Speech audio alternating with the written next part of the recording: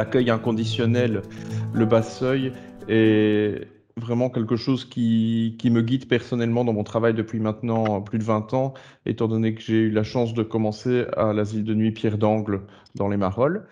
Euh, voilà. Euh, Seulement, le bas seuil et l'inconditionnalité, je trouve que c'est de très bonnes intentions, mais qui nécessitent des moyens nécessaires et ça ne s'improvise pas. Alors, je vais expliquer ça dans mon exposé. Je vais d'abord parler un petit peu du public que nous accueillons ici. C'est vrai que nous avons 3 services. Je vais peut-être un peu plus faire le focus sur l'abri de nuit et sur l'accueil de jour. Alors, ce qu'on a constaté, c'est que bien que nous soyons ouverts à l'abri de nuit aux couples, aux femmes seules et aux familles, ce que nous constatons, c'est qu'il y a de plus en plus de familles qui se présentent ici et donc de femmes seules qui doivent trouver des solutions ailleurs. Et nous constatons également une augmentation de la durée de fréquentation. Donc, c'est-à-dire qu'avant, on avait des séjours qui étaient beaucoup plus courts. Maintenant, on a des gens qui se représentent euh, plus souvent et qui ne trouvent pas facilement de solution. Et il y a des explications, sans être exhaustif, on peut parler des impasses administratives, l'octroi de réquisitoires pour les maisons d'accueil. Là, j'avais envie de le placer, c'est là parce que je trouve que les CPAS sont de première importance et ils doivent reconnaître le travail en maison d'accueil et aussi bien jouer leur rôle quand il s'agit de pouvoir sortir quelqu'un d'un abri de nuit pour lui donner une solution plus pérenne en maison d'accueil. C'est important qu'il soit réactif. L'accession à un logement social est toujours plus longue et des situations familiales qui ne sont pas évidentes. Je prends l'exemple d'une garde alternée. Lorsqu'un des deux parents avec son enfant se retrouve à la rue, on doit pouvoir l'accueillir et maintenir ce lien entre le parent et son enfant. Plus significatif, je voulais faire un petit focus sur le nombre de nuitées enfants. On a dénombré en 2018, donc pour un abri de nuit qui comporte 12 lits ici, 734 nuitées enfants. En 2020, on est passé à 1637 enfants. Donc, c'est-à-dire 1637 enfants qui n'avaient plus leur chambre, qui devaient se lever ici le matin pour trouver le chemin de l'école tant bien que mal.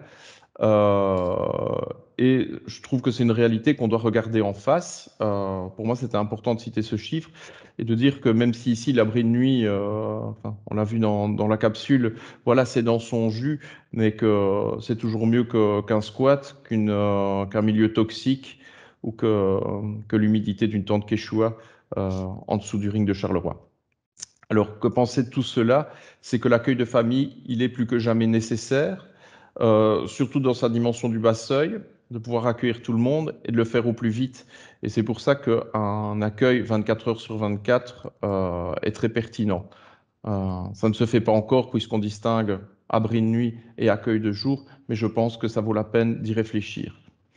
Euh, je voulais aussi dire que là où avant la présence d'enfants et le travail constituaient un rempart au sans-abrisme, aujourd'hui ça ne l'est plus. Parce qu'on a énormément d'enfants, mais on a aussi un parent qui va venir avec son enfant alors qu'ils ont encore un travail, ou un papa qui n'a pas son enfant la semaine et qui va dormir dans son véhicule ici dans le quartier.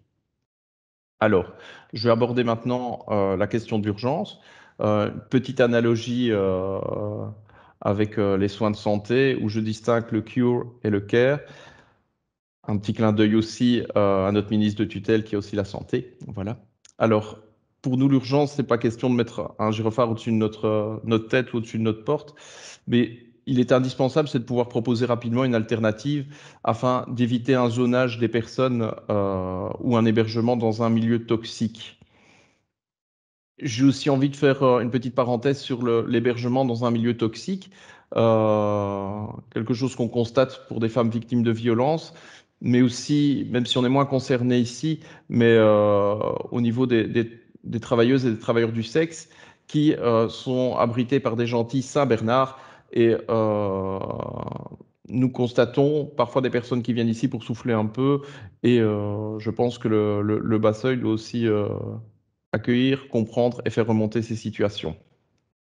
Alors, je voulais aussi dire que si l'urgence est considérée comme une première accroche, et toujours en faisant une métaphore, cette accroche doit être respectueuse, cohérente et ça ne doit pas être un hameçon.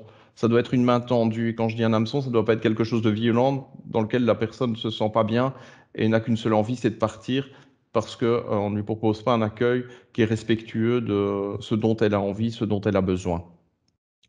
Les personnes qui sont accueillies ici dans l'urgence sont rencontrées dès le lendemain matin par le service social. Je parle ici d'un service social qui est transversal pour nos trois structures. Et donc, là aussi, la question des moyens est importante. C'est un moment crucial parce que ça permet de comprendre les urgences, que ce soit des dettes, un souci de consommation, une perte de logement, des soucis psy, et aussi d'envisager ce qu'on peut faire par la suite. Et c'est en ça que l'accueil de jour a du sens, parce qu'il permet que les démarches avancent et que les personnes puissent se poser après une nuit et pas se poser dans une gare et pas se poser dans un endroit où elles n'auront pas l'occasion de faire des démarches, où elles auront peut-être l'occasion de s'enfoncer un peu plus dans leur situation. Alors pour nous, l'urgence n'est pas du tout un synonyme de rupture. On essaye d'apporter une alternative au lieu de vie manquant, un renfort aussi en termes d'accompagnement. On ne réinvente pas la roue, mais on essaye de maintenir les liens préexistants.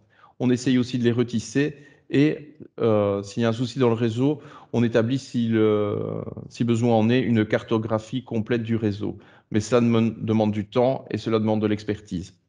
Enfin, il est de première importance de ne pas retomber dans les pièges des fausses opportunités. Donc, je parlais tout à l'heure de Gentil Saint-Bernard, ou d'échecs qu'il y a eu en famille. Même si on est dans l'urgence, on doit s'autoriser à élargir le scope des possibilités et de ne pas se focaliser sur ce qui semble être le problème. Je vais donner un exemple d'une situation. On a eu un entretien hier. Donc, on était passé du cure où la personne a besoin d'une solution rapidement, où on essaie d'intervenir vite, au care, où le lien a été créé et on va essayer de travailler avec elle, ce qui serait bien par la suite.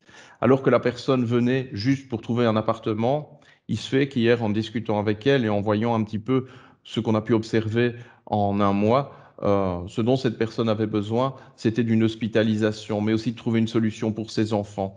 Et donc, tous les récits qu'on a déjà entendus ici avant me font écho parce que je me dis, ben voilà, il va falloir trouver telle chose, telle chose, telle chose, et on ne peut pas travailler seul. Et on doit aussi quelque part pérenniser des équipes et avoir une expertise et avoir quelque part une bonne connaissance du réseau. Alors, choisir, c'est renoncer. Alors, je souhaitais maintenant aborder le thème de l'inconditionnalité. Donc, l'inconditionnalité, pardon, pour moi, elle est relative. Personnellement, je pense l'avoir touché du bout des doigts il y a 20 ans quand je travaillais à l'asile de nuit Pierre d'Angle. Chaque soir, on ouvrait la porte pour un accueil inconditionnel, gratuit et anonyme. C'est ce qui vraiment m'a boosté dans mon métier de travailleur social. Et au final, je me rendais compte qu'on donnait une priorité à ceux qui avaient jamais dormi, que ceux qui avaient consommé ou s'il y en avait un qui s'était montré violent avec un membre de l'équipe, il ne pouvait plus jamais venir. Je constate qu'on fait aussi ici une inconditionnalité relative puisqu'on accueille des familles, les hommes seuls ne peuvent pas venir. La violence marque aussi une limite.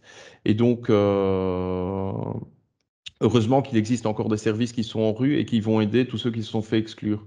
Je sais qu'on ne va pas tolérer la violence parce que nous sommes garants de la sécurité des travailleurs, mais il y a toute une partie de la population qui va déraper, qui, parce que ils ont eu des parcours de vie chaotiques, vont quelque part se montrer agressifs et violents vis-à-vis des services qui leur viennent en aide et on leur reproche. On a parlé de santé mentale. Dans mon parcours, j'ai pu travailler dans une unité de soins psychiatriques où les personnes sont mises en observation. Pour moi, c'est aussi un type d'inconditionnalité parce que les situations qui se présentaient, nous ne les choisissions pas et nous étions obligés de les accueillir. Ça aide aussi dans le cadre du travail et dans le cadre de la réflexion sur l'inconditionnalité. Et enfin, je parlais de santé mentale. Euh, je rejoins un peu la discussion, enfin, ce qu'a abordé Sophie avant moi. C'est ceux qu'on appelle les incasables, c'est-à-dire qui ont écumé tous les services psychiatriques et après, quand il n'y a plus de place, on va essayer de les mettre dans des maisons d'accueil et puis dans les maisons d'accueil, on leur dit, mais enfin, mettez-les à l'hôpital et puis bon, pour forcer quelqu'un à être à l'hôpital, il y a une loi et on se retrouve bien souvent dans l'impasse. Et pour la petite histoire, je me suis retrouvé un jour, c'était mes 3 premières semaines ici avec une patiente que j'avais suivie lorsque je travaillais en psychiatrie qui s'est présentée ici en maison d'accueil. Voilà. Alors, je vais maintenant vous parler de la tension qui existe justement entre créer le lien ce qui est important dans le métier de travailleur social, et faire respecter le cadre, ce qui permet aux personnes qui sont accueillies d'être en sécurité et aussi au personnel d'être dans un milieu dans lequel ils se sentent bien. Alors, mettons pour autant les gens dans les cases. Je vais peut-être être un peu provocateur, mais lors d'une réunion que nous avions fait entre l'abri de nuit et nos collègues de l'abri de nuit du CPS, une collègue éducatrice de nuit a dit, ben voilà, on peut penser que je fais mon marché, mais quand il s'agit de gérer les entrées, avoir quelqu'un qui va sniffer un rail dans les toilettes devant un enfant de 3 ans, ça la met mal à l'aise, et donc ça lui pose vraiment question. Alors, à ce défi aussi de devoir quelque part mettre le cadre, il y a les conditions sanitaires qui ne sont pas évidentes à respecter et à faire respecter. C'est là qu'une équipe se met en tension, et donc cette mise en tension, c'est parfois un moindre mot. Ces derniers temps, nous avons ici connu pas mal de fins de séjour, parfois cumulées à des signalements. Donc on parlait des services donc de parents-enfants. On doit parfois aussi se résoudre à faire un signalement, ce qui pose question. C'est important de se poser la question, mais ce qui met à mal des équipes, parce qu'on tisse un lien avec des parents, et puis quelque part, on doit faire un signalement parce qu'on estime que la situation n'est plus tenable pour nous.